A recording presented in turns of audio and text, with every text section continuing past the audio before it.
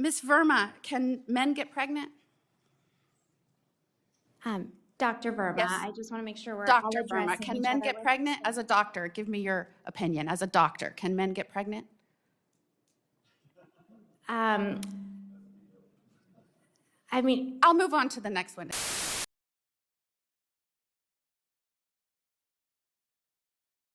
So it's 2026, or last I checked, and we're still gonna play this stupid fucking game, huh? We're still gonna fucking do this, not understanding the difference between a man and a woman? Still going with this nonsense. So the Supreme Court this past week, they were hearing about dudes who suck at sports, dudes who wouldn't qualify for the track meet if they had to qualify against other dudes, dudes pretending to be chicks so they can steal shit from women, goofball, parasitical cocksuckers growing their hair long, painting their nails, and then swimming against women and then showering with them. Then we got this disaster DEI hire, Kenja Jackson Brown, or whatever the fuck her name is on the SCOTUS, with her blank stare, going, well, what is a woman? Well, what does it matter? What? What are you talking about? What are you talking about? The fuck are you talking about, you stupid bitch? Why define a woman at the Supreme Court level? Because without it, we're all just floating in a gender fluid bullshit soup. It's one thing to slap a black chick on SCOTUS for diversity points, but did they have to pick one that's fucking retarded? This is the affirmative action poster child, and she can't define a woman. And then there's this rat-faced motherfucker, this Dr. Verma, or Vermin, whatever her name. I want to play this whole thing. This is about 3 minutes, but it's great.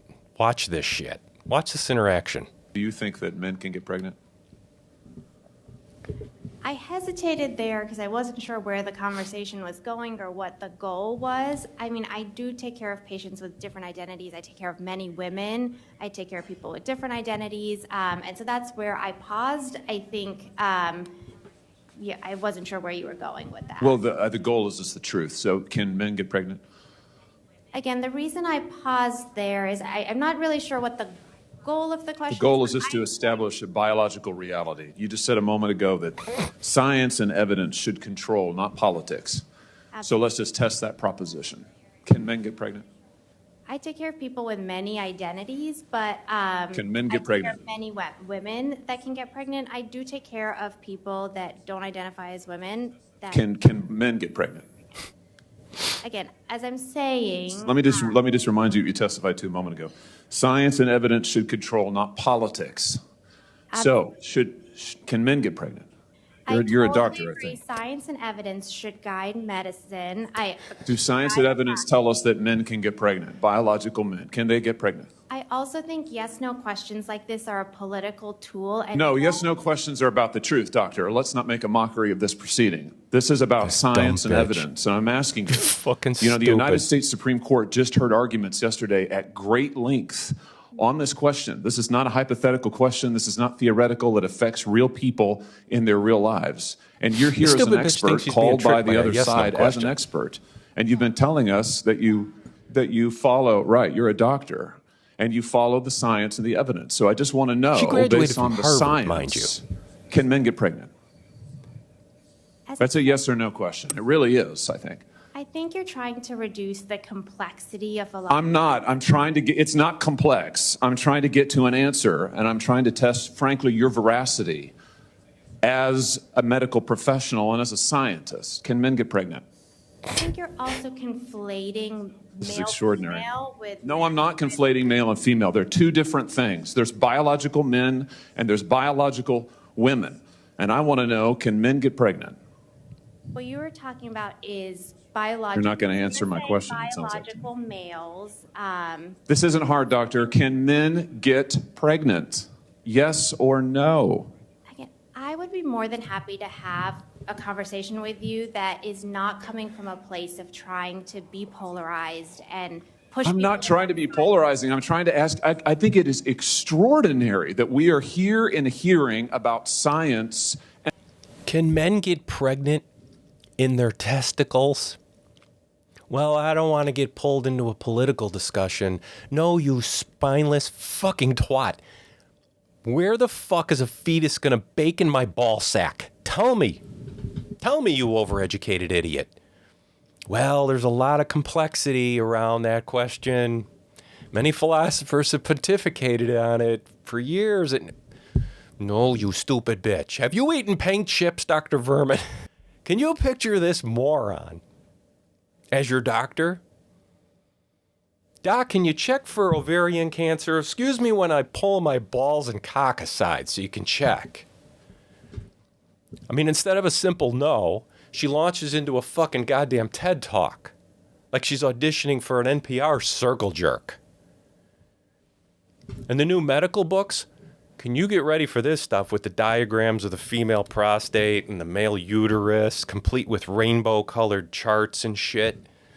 Holy fuck, dude, we're in trouble. Women, as a rule, can get knocked up. Exceptions? Sure, some chicks are barren. Men getting pregnant? Zero fucking exceptions. Unless you're counting alien abductions or some sci-fi horseshit. This is peak suicidal empathy. Women hoisting the trans flag like it's a fucking lifeline, only to get curb stomped by their own allies. But hey, this is where we're at now. A culture where so-called medical pro is too chicken shit to spit out what every 5-year-old snot-nosed kid knows. Not because she's clueless, because she's terrified of the woke Gestapo hauling her ass into cancellation camp. And that ain't a glitch. It's the goddamn feature of this cultural clusterfuck that's been brewing for decades. So how did we get here? We can flash back. Let's go back almost a century, when a pack of European eggheads, mostly Jewish, from Berlin, mind you, decided old Karl Marx was a pussy who didn't swing hard enough. We're talking about Max Horkheimer, Herbert Marcuse, Erich Fromm, Franz Neumann, the whole tribe of Frankfurt School yentas. They ditched the factory worker revolution crap, and they went full kamikaze on culture itself, nuking the family, torching religion, shitting on morality, and flipping identity on its head like a bad acid trip. Then the Nazis crashed the party, sniffed out these subversives as a cancer eating away at Germany's balls. Hitler saw them as plotters, demoralizing the nation without a single bullet, eroding morals till the whole country was a limp dick. And get this?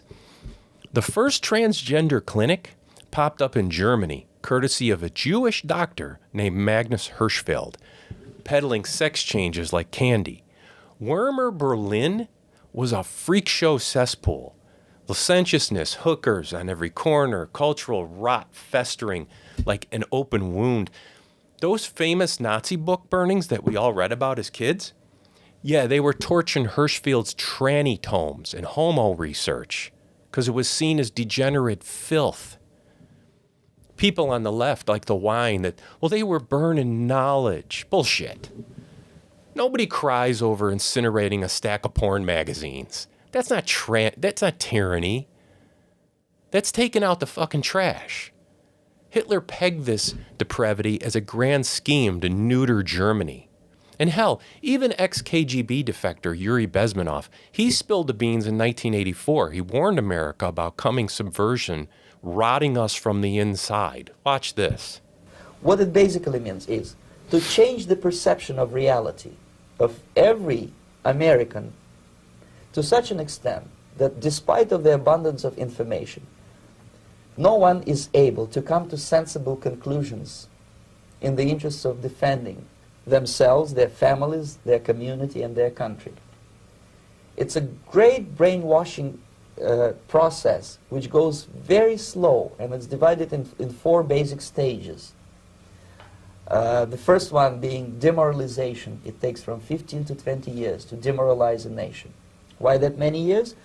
because this is the minimum number of years which requires to educate one generation of students in the country of your enemy, exposed to the ideology of the enemy. In other words, Marxism-Leninism ideology is being pumped into the soft heads of at least 3 generations of American students without being challenged or counterbalanced by the basic values of Americanism, American patriotism. The result you can see.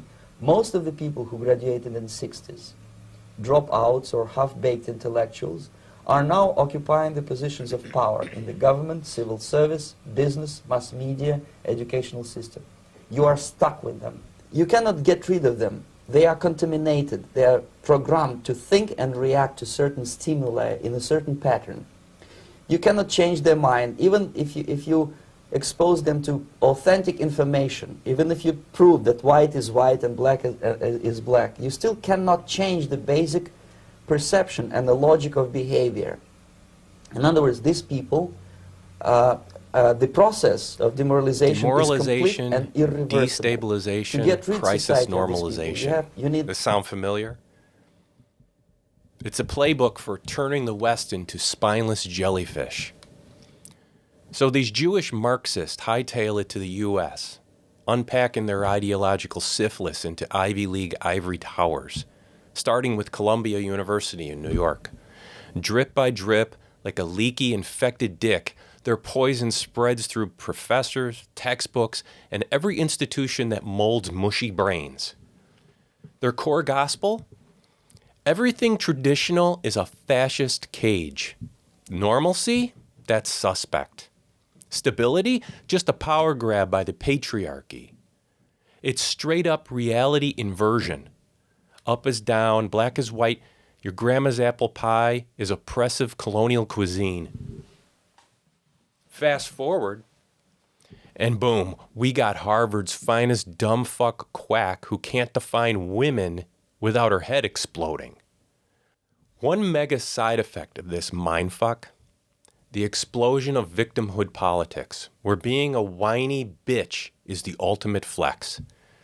In this twisted funhouse, oppression points are the new Bitcoin. Stack 'em high for moral high ground victimhood. That's your golden ticket to the VIP lounge. Grievance, Olympic gold.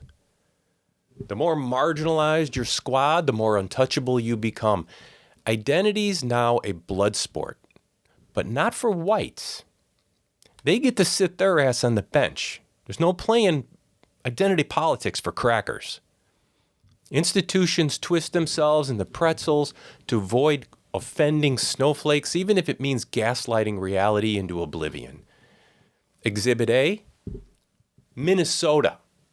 The meltdown that's going on there. These Fed badges doing their goddamn job, enforcing borders, voted in by 80 million people, they get painted as mustache-twirling villains.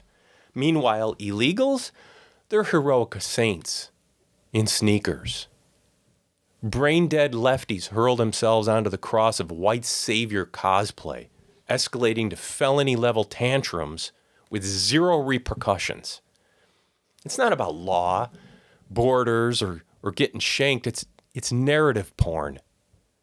Who gets the oppressed crown? The lawman? No, he's an oppressor. The lawbreaker? Instead, good guy badge. That's the ideological math that we're dealing with. Zoom in as a microcosm of this into the black culture in America. And they got hit the hardest. If you want to see a great documentary on this, watch Uncle Tom 2. You can rent it for like $3 on Amazon, I think. Early 20th century, black folks were bossing it. Ironclad families, booming businesses, churches as a heartbeat, all grit and glory. Despite Jim Crow bullshit, they stacked wealth, built empires, and hustled like pros. No sagging pants. No, they weren't hanging around their knees. It was suits and self-respect.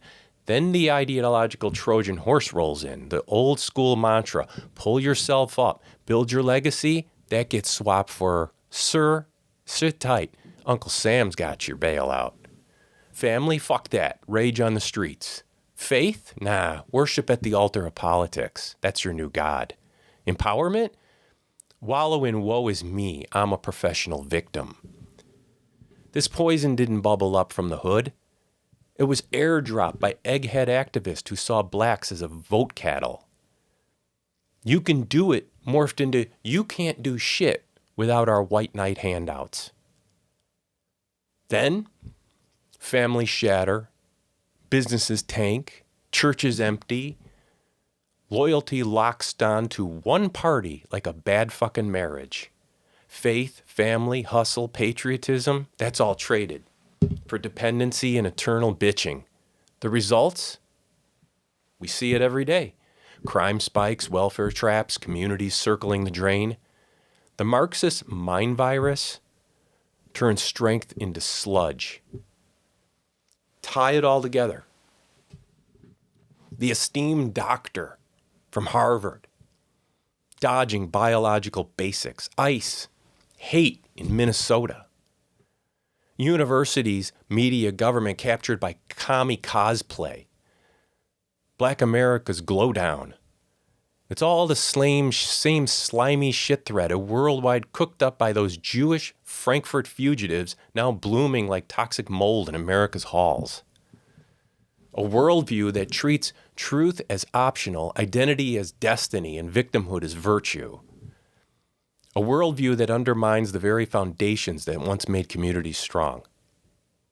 Add to that the ADL, the Anti-Defamation League, a Jewish organization who lobbied our government to pass the Hart-Celler Act, which tossed open the doors to immigration in this country. Prior to that, we had only required people to come in from European countries, European immigrants. This opened the doors to Asia, Latin America, Africa. The ADL is a hate organization. They hate white people.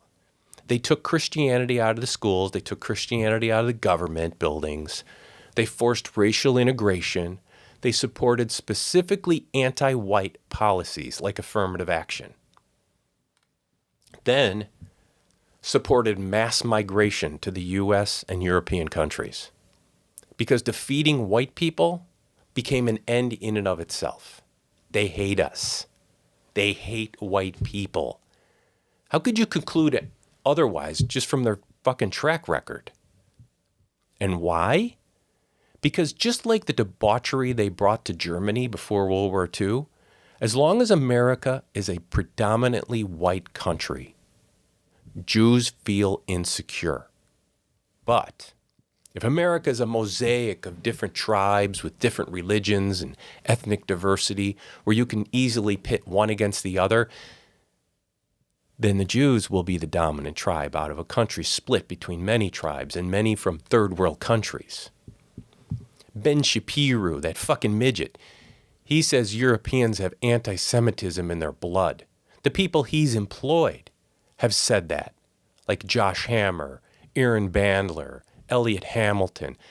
They've all said basically the same thing. They have a problem with white people in and of themselves. People don't like to hear that. Oh, that's anti-Semitic. Tough shit, it's the reality. And anti-Semitism isn't even a real thing. But now with mass migration and decades of cultural Marxism, all the ingredients are in place. And now we're living in the aftermath. We're confused about biology. We're confused about the law. We're confused about morality. We're confused about what it means to be a citizen, a parent, a man, a woman, an American. Men can be women. Men can get pregnant. This confusion didn't fall out of the sky. It's a predictable outcome of an ideology that teaches people to question everything except the ideology itself. So what can we do about it? I want to leave you with a little bit of hopium because it doesn't do us any good to just come on, shit, and, bitch about it. And this stuff has a long time horizon, though. So we got to think about it on a decades long. It may not be in some of our lifetimes. To fix this dumpster fire, we got to first map how we got torched. The war isn't left versus right. It's reality versus rainbow delusion. truth versus Twitter tantrums. But who's going to bail on the identity circle jerk? It can't just be whites or we're fucked. At AmFest last month, Tucker Carlson got up there and said, identity politics, deplatforming, and ritual denunciation, no thanks. That's what we voted against.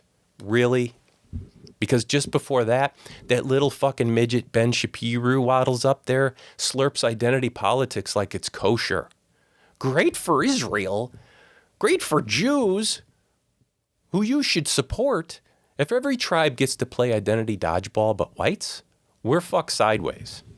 It's already the game. Everyone's tribal except us. Tucker Carlson said identity politics is the only thing that will destroy the country. Really, Tucker? That's the only thing? Wait until Trump is out of office in 3 years and the borders are blown wide open again. Wait until you see what 100 million people from the third world do to this fucking place. Identity politics is what will destroy the country.